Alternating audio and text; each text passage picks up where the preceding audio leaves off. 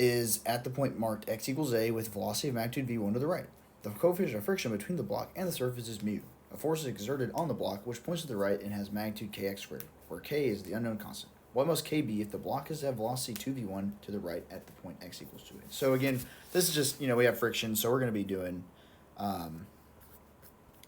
the, work energy theorem. What is going on? Sorry, guys. So we're going to use the work energy theorem here. So we've got, the integral of work, or the integral of the forces over a distance equals the change in kinetic energy. And so we've got a couple forces here. So we're starting at x equals a with a velocity v1 to the right, and then the coefficient of friction is mu. A force is exerted on the block which points to the right and has magnitude kx squared. So where k is an unknown constant. What must k be if the block is to have velocity 2v1 to the right at point x equals 2a? So all we're going to really do here is integrate along this. So a to 2a. And so we're going to have negative mu mg plus kx squared dx. So there we go. And this is going to be equal to 1/2 mv 2a squared minus 1/2 mv1 squared, or sorry, m21v squared, because we want 2v at 2a. So we want this velocity here at x equals 2a. So we're going to go ahead and integrate this. So we've got negative mu mg at times a plus 1/3 kx a cubed. And so then we're going to have that equal to 1/2, or we can really cancel out that 1/2. So we're going to have m times 2v1 squared minus 1/2 mv1 squared. And so then we're going to have negative mu mg times a plus 1/3 ka cubed. And that's going to equal 3/2, because 2 minus 1/2, because they're the same. Not the same, but you can just subtract them from each other because they have the same velocity. That's going to be v1 squared. Okay, so we multiply by 2, we get negative 2 mu mg plus 2/3 k a cubed. And then, well, hold on a second. Make sure I'm doing this right.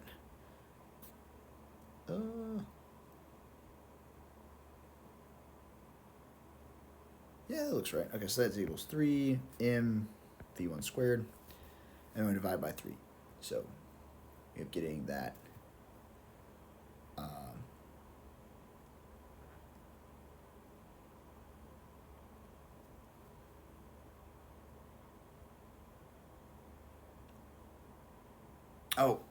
sorry, we're solving for k, not velocity. We're solving for k. Whoops. Okay, so we're solving for k. So we're going to add over here 3/2 m v1 squared plus mu mga times 3. So we're going to just go multiply that 3 over, get ka cubed equals 9/2 m v1 squared plus 3 mu mga, and then divide by a cubed. So we have k equals 9/2 mv1 squared over a cubed plus 3 mu mg over a squared. And so that's our final answer here. Over a cubed plus 3 mu mg over a squared. Cool. Okay, so that's our final answer for this one. Nice. Moving along. Okay, so a sled of mass m3 is sliding on an icy frictionless horizontal surface with velocity of magnitude v0. There are 2 riders on the sled, one with mass m1 and second mass with mass m2. They both decide to jump off the sled. Okay, so this is a explosion, so energy is not conserved here. So we can't use conservation of energy. But we can use conservation of momentum. So the change in momentum equals something like that. I keep forgetting what to put for that law, but it is change in momentum. So we'll just put cons of momentum. Nice. Okay, so we have conservation of momentum here. And so we're going to go ahead and use that. So we're trying to find what the velocity of the sled is after they jump. Cool. Now, since there are x and y velocities, or x and y components to these velocities here after they jump, we're going to need to find both the momentum in the x and y direction. So, in the x direction, we have m1 plus m2 plus m3. Because remember, momentum is mass times velocity, so we have our all three masses are in this thing, and they're moving at velocity not v naught. So we're going to move forward, and this is going to change. And so, in the x direction, we have that they're moving here. So that's the cosine angle. So we're going to have m1 v1 cosine of theta 1 plus m2 times v2 of cosine of theta 2, and then plus m3 ux, which is the change in velocity of the sled. And then our y direction, we have, there is no movement in the y direction, so y is equal to 0. And so that's going to be equal to m1 v1 sine of theta 1. And then we have minus m2 v2 sine of theta, because it's pointing down here. And then we have our change in velocity for m3 in the uy direction, right? And so all we really need to do here is solve for these velocities. So for ux would equal m1 plus m2 plus m3 v naught minus m1 v1 cosine theta 1 plus minus m2 v2 cosine theta squared, all divided by m3. So I'll just make that on the outside. And then uy is going to deal with that negative m1 v1 sine theta 1 plus m2 v2 sine of theta 2. And that's going to be divided by 1 over m3. So then we can just kind of put this into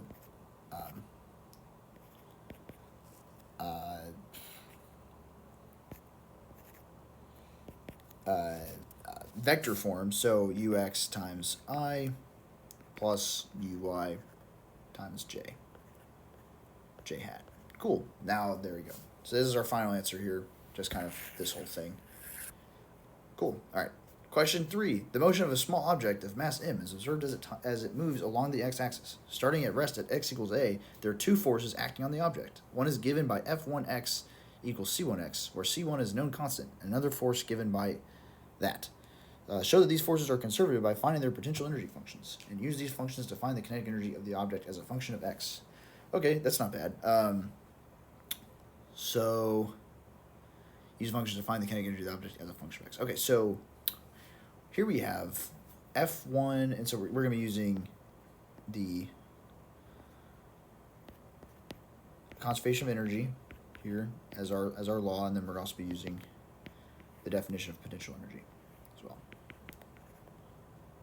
Cool. Okay, so down here we have force 1 is equal to force 1x is equal to C1x, and force 2x is equal to C2x negative 2. So we want to show that these are conservative forces by finding their potential energy functions. So we want to integrate these.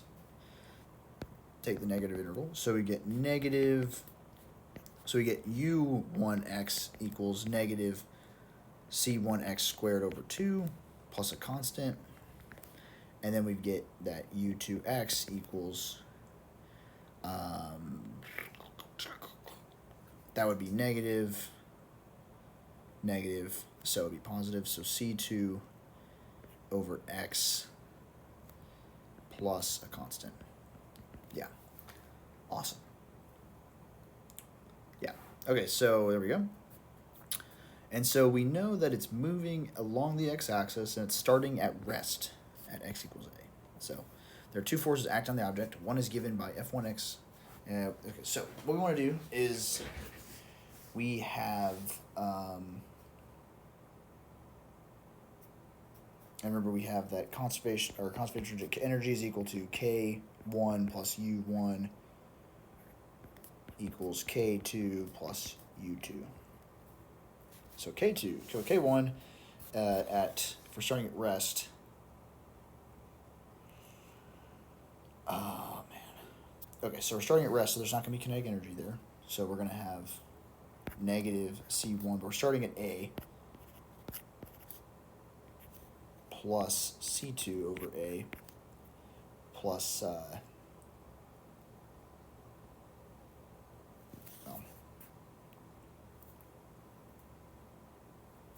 sorry, thought we were trying to find another force. No, that's the last test. And that's going to equal the kinetic energy. Oh yeah, we want to find the kinetic energy, so we can just make that Ke. And that's going to have subtracting x squared. We'll just call this final plus C2 over x final. So we want to solve for that. So Ke is going to equal negative C1a squared over 2 plus C2 over a plus C1x final squared over 2. That would, and then minus C2x final as well. And there we go. That is our answer. Not too bad. Let me just check that, make sure it's right. Yes, it is. Cool. Okay. All right, last question here. This one's a little goofy, but it's not too bad. Okay, so a spring is started. The spring is not stretched or compressed at the point x equals 0. A block of mass m pushed against the spring at to the point x equals negative a. The block is released from rest and slide on a frictionless surface. At the point marked x equals b, the surface changes and the coefficient of friction between the block and the surface becomes mu. At t equals 0, defined to be the instant the block reaches the point x equals b, a force acts on the block which acts to the left and has magnitude bt, or beta t, sorry. At what time will the block come to rest? Okay, so this is going to be a combination of kinematics and the work energy theorem. So what we want to do here is, I'm trying to remember exactly. This actually isn't too bad. But since we have friction, we're going to most likely be using the work energy theorem to solve this question. I did this one earlier today, so I want to make sure I'm not leading you all astray, including myself. 1 second here.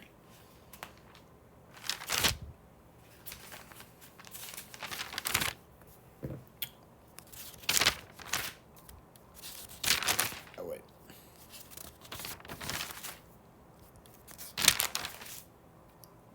Here it is. Okay, not bad.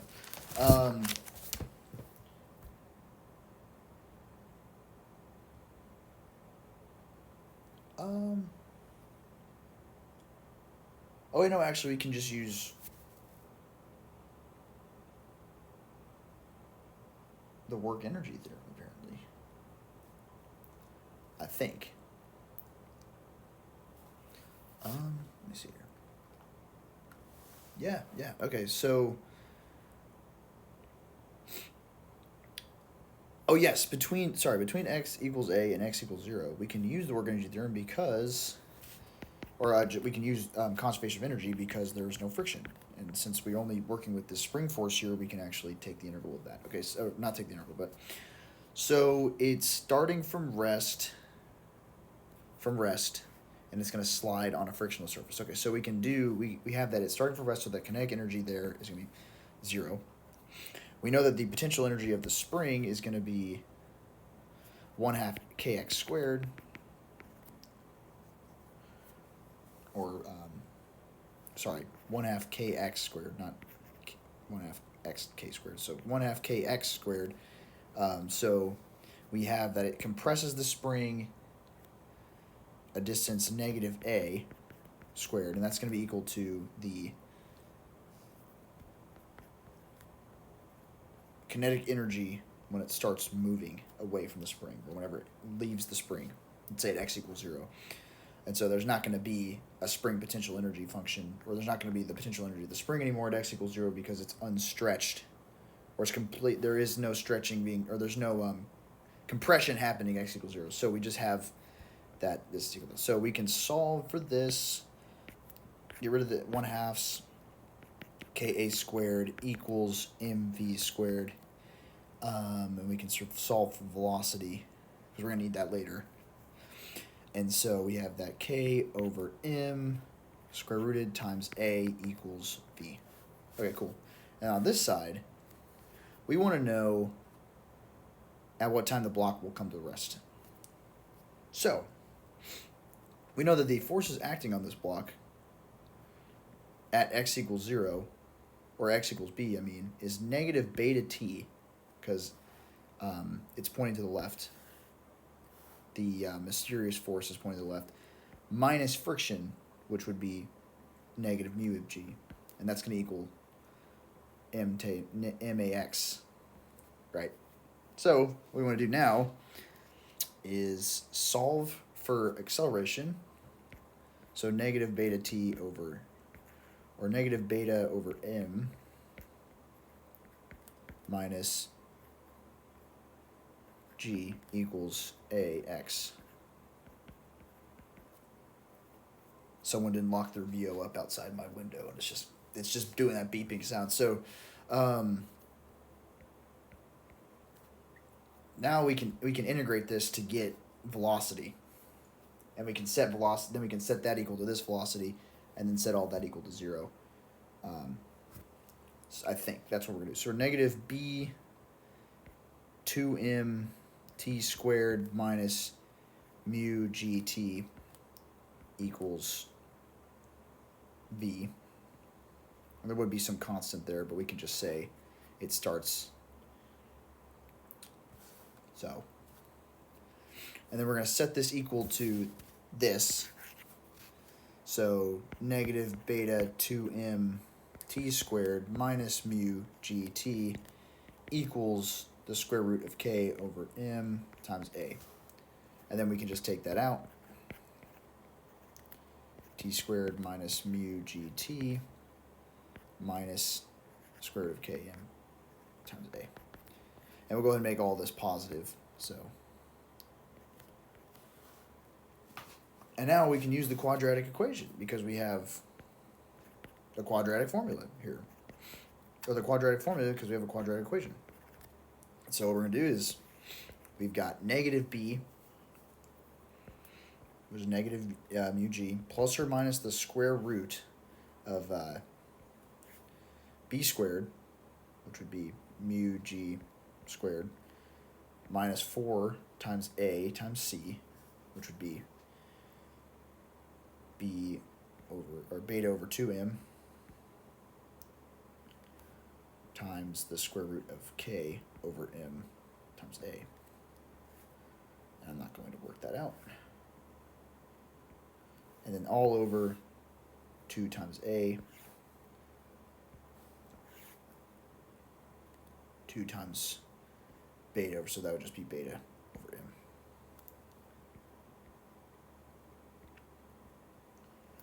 Now we're not going to want to take the negative of this, because that would give us a negative time. So we're just going to take the positive.